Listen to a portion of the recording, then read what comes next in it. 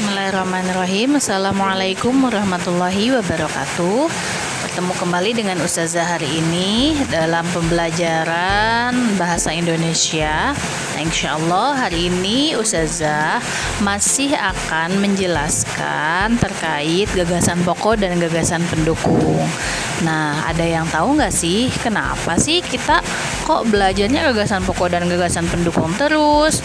Nah, ternyata memang untuk gagasan pokok dan gagasan pendukung ini bahasannya bukan hanya di kelas 4 saja, tapi nanti akan memanjang sampai SD kelas 6, sampai SMP, sampai SMA, dan mungkin sampai kuliah pun mungkin ada seperti itu.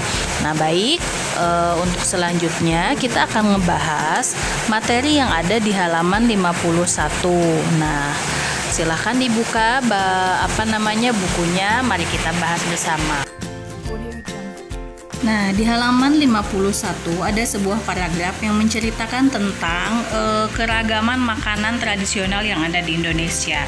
Nah, dari satu paragraf itu kita cari tahu gagasan utamanya itu atau kalimat utamanya itu ada di kalimat awal, kalimat tengah, atau di kalimat akhir. Nah, kalau sudah tahu baru kita tuliskan dulu kalimat utamanya.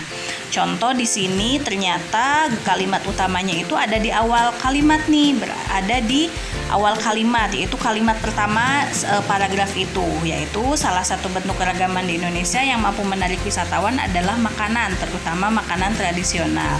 Nah, ketika sudah diketahui kalimat utamanya itu ada di mana, baru setelah itu kita tuliskan kalimat-kalimat penjelasnya. Setelah itu baru dicari tahu tuh gagasan pokoknya dari kalimat utama dan gagasan pendukungnya dari kalimat penjelas itu. Nah, kalau masih kebingungan gimana sih caranya menentukan gagasan pokok atau gagasan pendukung itu? Nah, selanjutnya akan Ustazah sampaikan di slide selanjutnya ya. Oke, kalau sudah tahu kalimat utamanya yang mana, setelah itu baru kita cari tahu gagasan pokoknya. Nah, kalau dalam paragraf ini kalimat utamanya adalah salah satu bentuk keragaman di Indonesia yang mampu menarik wisatawan adalah makanan, terutama makanan tradisional. Nah, setelah kita tahu kalimat utamanya itu, baru kita cari tahu atau ringkas dari kalimat itu menjadi kalimat yang sederhana. Nah, gagasan pokok ininya adalah makanan tradisional Indonesia mampu menarik wisatawan. Jadi, gagasan pokok itu bukan semua kalimat ditulis, tapi ringkasan dari satu kalimat itu. Jadi, lebih disederhanakan gitu kalimatnya, itu baru namanya gagasan pokok. Nah, setelah gagasan pokok ditemukan, baru kita cari kalimat penjelasnya atau gagasan pendukung dari kalimat penjelas yang tadi. Nah, kalimat penjelas atau gagasan pendukung yang pertama ada di kalimat penjelas nomor 2, yaitu wisatawan yang datang ke Indonesia akan dimanjakan dengan makanan tradisional. Nah, prosesnya sama seperti yang tadi. Ketika mencari gagasan pendukung pun sama, yaitu ringkasan dari satu kalimat itu. Nah, yaitu makanan tradisional khas daerah dapat memanjakan wisatawan. Nah, seperti itu. Jadi diringkas dari satu kalimat yang tadi, ya, seperti itu. Nah, setelah mengetahui kalimat penjelas atau gagasan pendukung yang pertama, baru kita cari lagi gagasan pendukungnya di kalimat yang selanjutnya, yaitu makanan Indonesia tersaji dengan beragam jenis, rasa, hingga bentuk penyajian.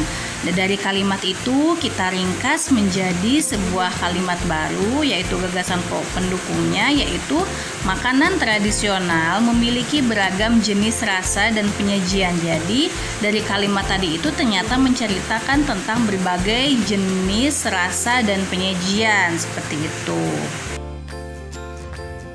Nah, kalimat penjelas yang ketiga ada di kalimat yang terakhir, yaitu ada berbagai jenis makanan tradisional, mulai dari makanan utama seperti papeda hingga kudapan seperti getuk.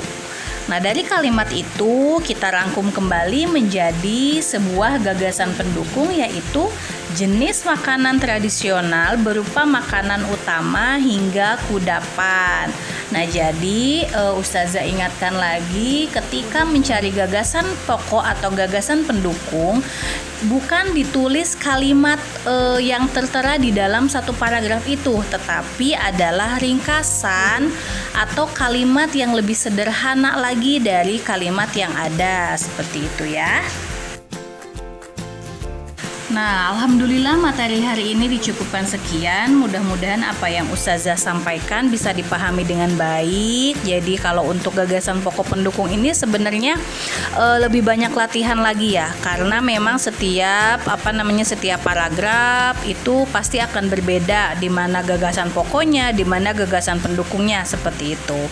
Nah, untuk itu ada tugas dari Ustazah. Silahkan kalian buka halaman 52. Di situ ada tugas berbentuk peta pikiran. Nah, kalian tulis jawabannya di situ.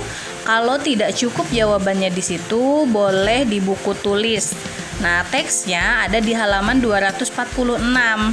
Nah, seperti itu. Nanti ketika sudah selesai, silahkan difoto dan dikirim ke Ustazah Ami ya.